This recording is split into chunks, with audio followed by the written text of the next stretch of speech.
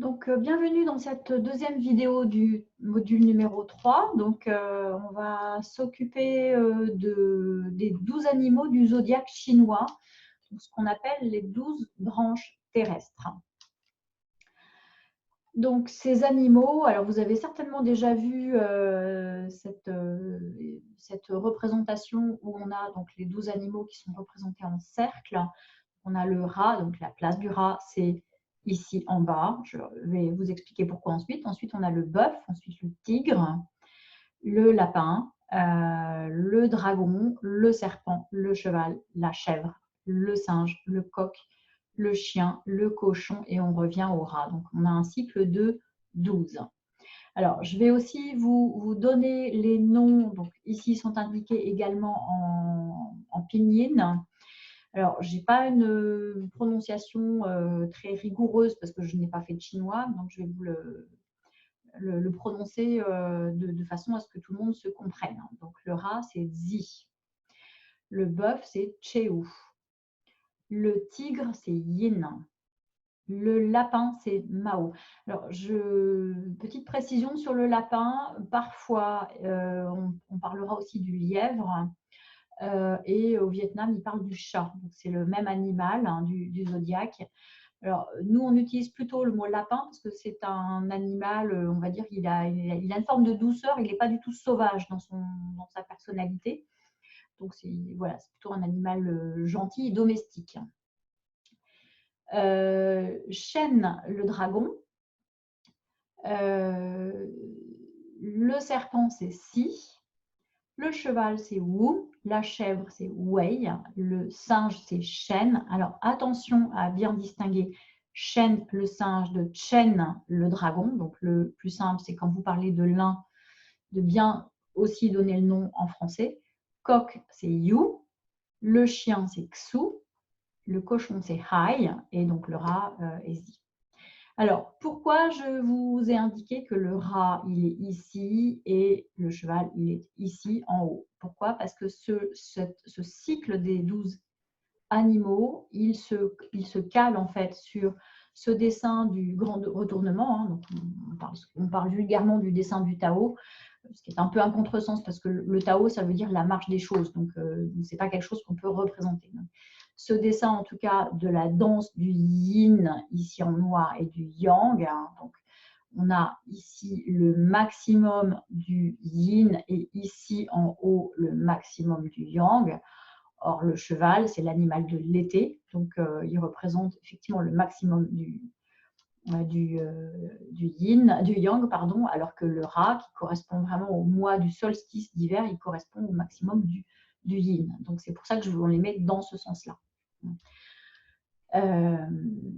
Alors, il y a une correspondance avec des tranches de temps.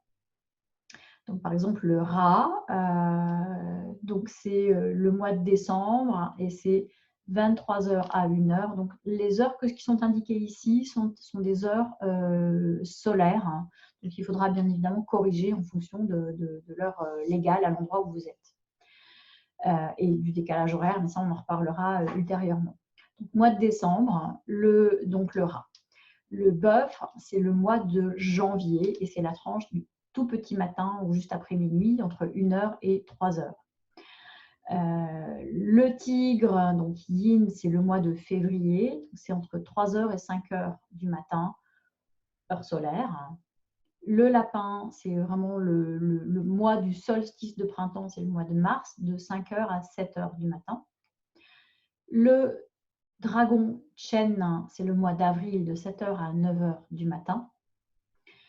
Si le serpent, c'est le mois de mai, de 9h à 11h. Alors, je m'aperçois que c'est peut-être pas très clair. Tous les mois de mai, c'est un mois du serpent. Et toutes les tranches de 9h à 11h heure du matin sont aussi des tranches horaires du serpent. Donc, ce n'est pas 9h à 11h au mois de mai. C'est vraiment... on verra qu'il y a des heures de tel animal, des jours de tel animal, des mois de tel animal et des années de tel animal. Là, le mois de mai, c'est le mois du serpent, de même que la tranche de 9h à 11h. Le mois de juin, c'est le mois du cheval, Wu, et de même que tous les jours de 11h à 13h.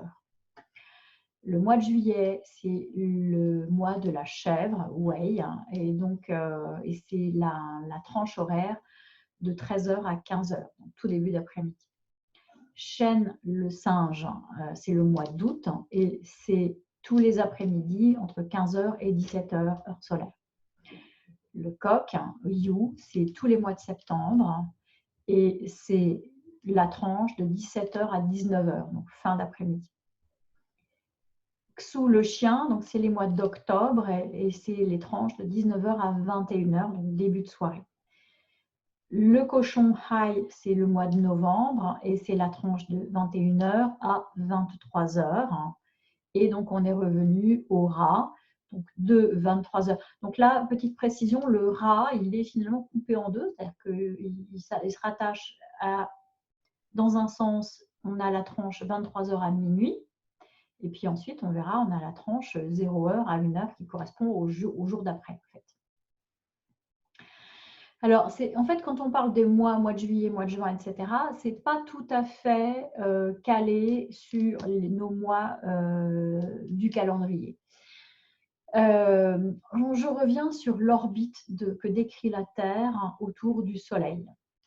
Donc, le cheval, c'est le moment du solstice d'été. Le lapin ou le lièvre, c'est le moment de l'équinoxe de printemps. Le rat, c'est le moment du solstice d'hiver. Et l'équinoxe d'automne, le coq Yu, c'est le moment de l'équinoxe d'automne. En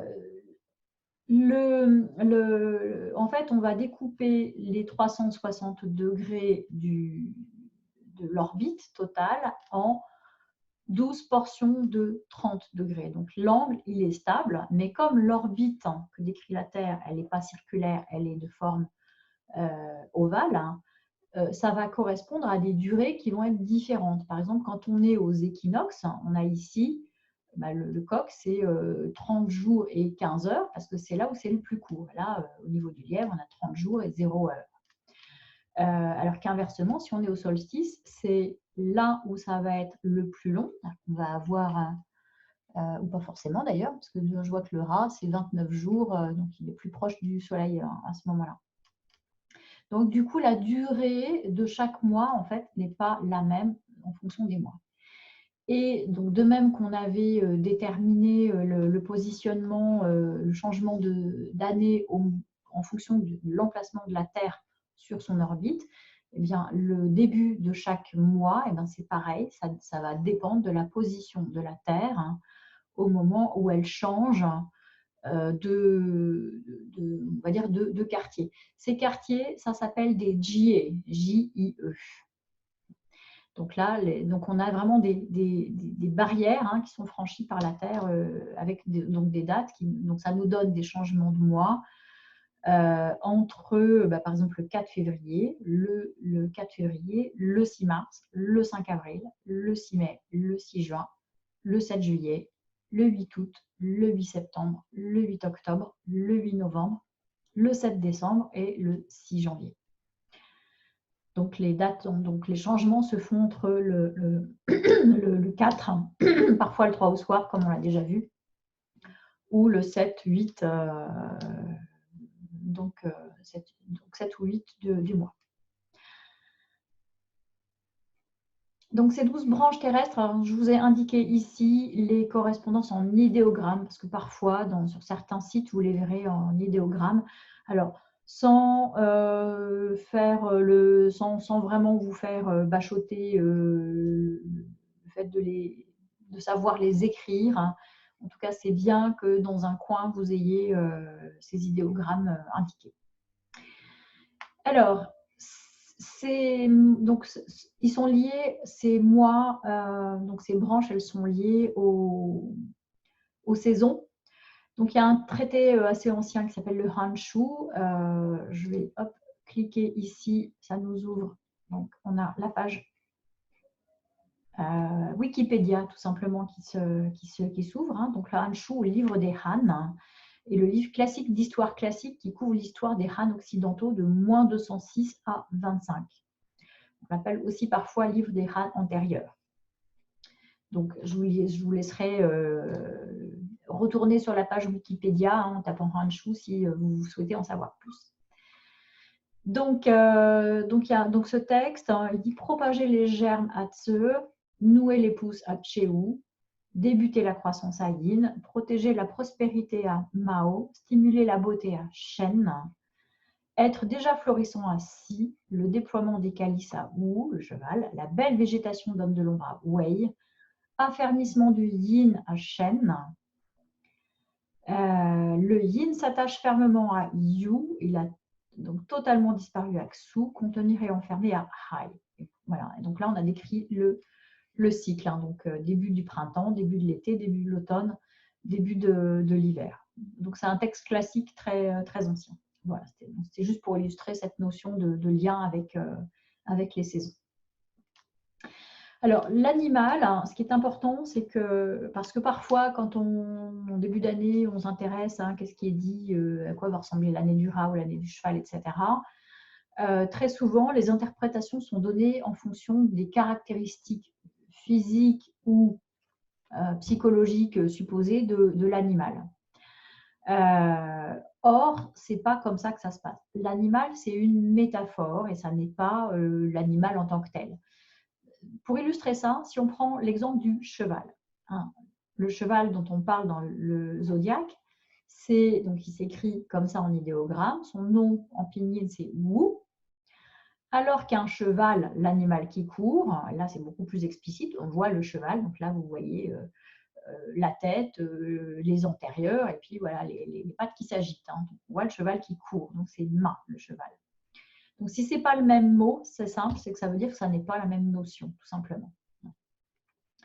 Donc l'animal, c'est une métaphore qui regroupe, en fait, qui recouvre une autre métaphore, celle des 5 éléments ou 5 agirs sur lesquels on a déjà insisté. Par exemple, donc ici, c'est en lien avec les saisons. Donc là, si on met nos équinoxes et nos solstices, on va détailler ça d'un peu plus près. Donc ici, aux équinoxes et aux solstices, on va avoir l'animal concentre le plus gros dosage de l'élément du bois pour le lapin, du feu pour l'été, du métal pour l'automne et de l'eau pour le rat. Donc, les animaux de bois, maintenant, si on s'intéresse, si on met un coup de zoom, élément par élément. Donc, le lapin, c'est, je viens de le dire, l'animal qui contient le bois à force maximale. L'animal qui précède dans le cycle, c'est l'animal qui annonce. Donc, on est dans une force qui précède en fait cette force. On reviendra aussi là-dessus avec les stades de vie, hein, qu'on verra ultérieurement.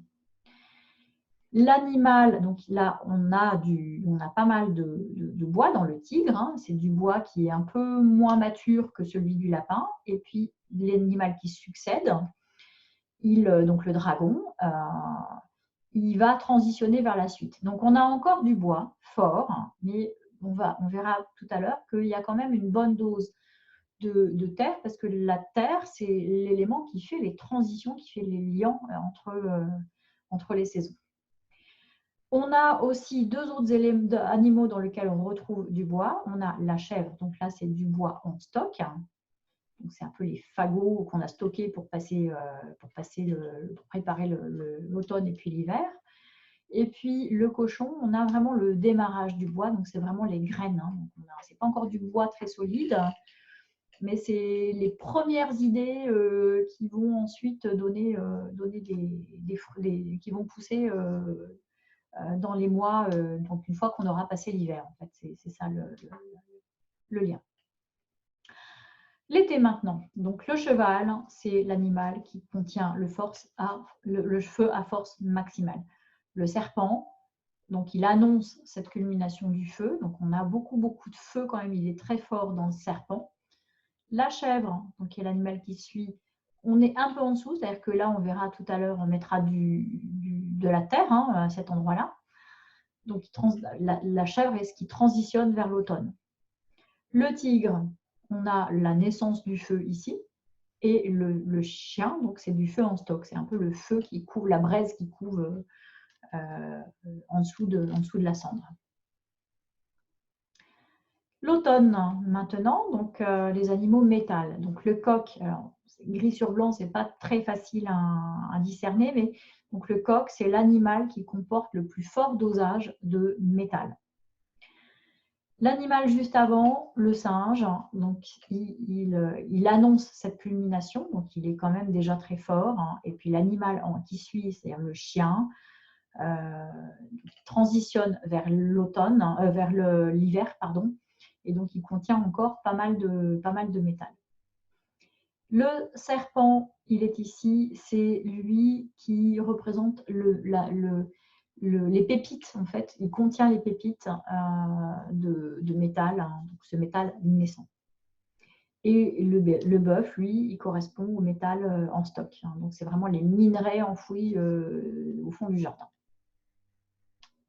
Les animaux hauts, donc l'animal qui représente le plus fort dosage d'eau, c'est le rat, donc Zi.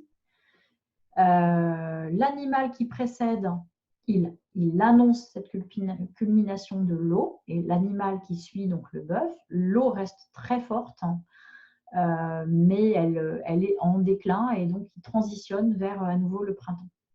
Le singe correspond à de l'eau naissante, donc c'est la source, c'est un peu, on peut parler d'une autre source qui jaillit en fait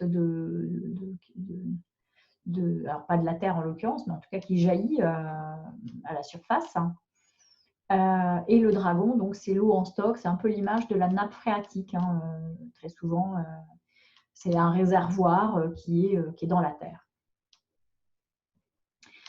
Les animaux terre, hein, donc on a 4 animaux en fait hein, qui contiennent surtout de la terre. Donc alors la partie extérieure, hein, donc la première branche dont ils sont composés, c'est la première branche, le tronc caché dans la branche, c'est de la terre. Alors, cette terre, hein, vous vous rappelez, c'est un mouvement de condensation, de ralentissement. Donc, c'est l'idée d'un temps yin qui permet de stabiliser, de digérer l'information, de s'arrêter, de ralentir, de faire un bilan et de transitionner vers la suite. Donc, c'est un moment idéal, par exemple, pour faire un bilan de carrière, hein, dire un bilan de compétences. Ok, maintenant, j'en suis où?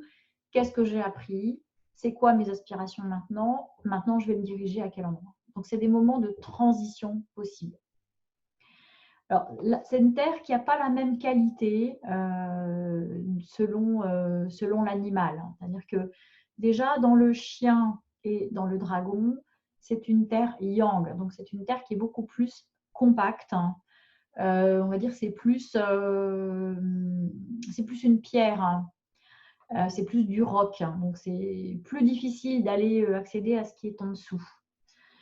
Alors que pour la chèvre et le bœuf, on parle d'une terre yin, donc c'est plus le côté pâte à modeler, on va dire, elle est plus facile à avoir germé en fait. Hein. Donc si on les prend par ordre, alors parfois, donc j'ai dit bœuf, c'est aussi le buffle, hein, donc tchéou. Donc c'est une terre d'hiver, hein, donc c'est une terre avec de l'eau et du métal. C'est une terre froide, c'est une terre gelée, c'est une terre inondée, donc c'est les champs en plein hiver, hein, c'est ça qu'il faut voir. Hein. Le dragon, donc on a de la terre, ensuite du bois et ensuite de l'eau. Donc il y a un potentiel de fertilité quand même, à condition, en fait, il manque la chaleur. Il faut encore qu'il y ait un peu de chaleur pour que ça pousse. Et puis, il faut que les germes soient assez forts pour percer cette couche de terre bien compacte. Hein. Parce que la terre, elle est en stock, c'est pas une terre qui irrigue, c'est vraiment une terre qui est dans un réservoir caché dans la terre. Donc, qui n'est pas accessible directement, en fait. La terre qui est dans la chèvre, donc c'est une terre sèche, chaude, donc c'est la terre de la fin de l'été. Donc, on a des graines qui ont été semées, on a de la chaleur, il manque juste de l'eau. Pour que ça pousse. Donc, ça peut être une terre tout à fait fertile également. On peut qu'on l'arrose. Pas forcément trop d'un coup, mais en tout cas, pour peu qu'il y ait de l'eau, ça pousse à ce moment-là. Le chien, donc Ksou, c'est une terre porteuse de minerais, c'est-à-dire qu'on a de la terre bien compacte, hein. Ensuite on a du minerai, et puis en dessous on a ce réservoir de terre. Alors, il y a ici, autant dans la chèvre, on a vraiment une homogénéité, on a vraiment un mouvement qui va du fond vers la surface. C'est-à-dire que si on reprend le cycle des 5 éléments, le bois nourrit le feu qui nourrit la terre. Donc on a vraiment un mouvement qui part de la profondeur et qui va vers la surface. Dans le dragon, on a l'eau nourrit bien le bois, ok, ça va, mais par contre, ça a un peu du mal à germer, donc il faut aider un peu à pousser, à franchir cette croûte. Ici, on a le métal hein, qui nourrit l'eau, mais cette eau, elle va peut-être avoir un peu du mal à monter à la surface. En tout cas, donc il y a encore un petit cycle de contrôle à l'intérieur. Le chien, donc il y a du feu. Le cycle de contrôle ici, il est carrément entre le feu et le métal. Donc il y a l'idée d'un bouillonnement caché sur la croûte terrestre. Moi, l'image que je prends souvent dans ce chien, c'est l'image d'un volcan. On a vraiment le magma qui bouillonne. Donc c'est loin d'être serein en fait, donc c'est très tranquille, c'est très stable, c'est très inerte même en surface, mais en dessous ça bouillonne, ça bouillonne, ça bouillonne, et puis à un moment on peut tout à fait avoir un effet de couvercle qui soulève dans cet animal.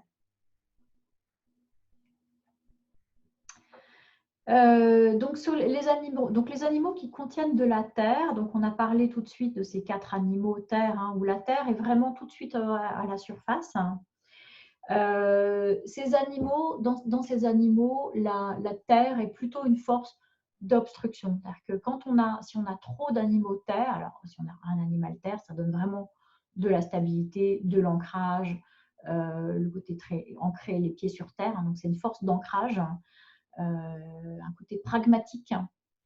Mais si on a plus, par exemple, si on a 2, 3 ou 4, on a parfois des thèmes où la personne a 4 animaux terre, donc le dragon, la chèvre, le chien et le bœuf. Et c'est vrai que pour ces personnes, la mobilité, ça peut être très très compliqué de dépasser une certaine inertie. Donc là, on ira chercher ce qui contrôle l'eau, ou ce qui vient épuiser. Non, pardon, ce qui contrôle, ce qui contrôle la terre, c'est le bois, où on va chercher ce qui vient épuiser cette terre, donc avec le métal. Donc, un grand trait. Par contre, quand elle est dans le tigre, le serpent, le cheval, le singe, donc on a ici la terre qui est donc en deuxième ou troisième racine. On a plutôt une force de stabilisation. Et en tout cas, cette énergie de la terre, elle permet une mutation dans les profondeurs pour ensuite transformer les choses. Donc, je reviens sur le cheval. Effectivement, c'est l'animal dans lequel il y a plus de feu, mais il y a quand même un peu de terre hein, dedans, et heureusement, parce que ça vient stabiliser. Sinon, on aurait vraiment des incendies en permanence. Alors, ces animaux, ils nourrissent un certain nombre de relations les uns avec les autres. Donc, on aura l'occasion de revenir là-dessus, mais en tout cas, il y a des affinités ou des antipathies parmi les animaux. Donc déjà, les animaux qui contiennent le même élément sont en affinité. Donc on va parler de directionnel. Donc ce qu'on appelle une directionnelle, c'est quand en fait on considère les animaux qui sont du même côté du disque, centrés sur un des animaux purs de l'équinoxe ou du solstice. Par exemple, la directionnelle bois, c'est le tigre, le lapin et le dragon. Donc ça nous fait une directionnelle où le bois, quand on a ces 3 animaux-là dans un thème, on a vraiment un bois qui est extrêmement fort et qui est dans la pleine capacité d'action. Donc la pleine maturité en fait de cet élément. Donc il y a vraiment un effet de démultiplication en fait. Ça ne s'additionne pas, ça se démultiplie.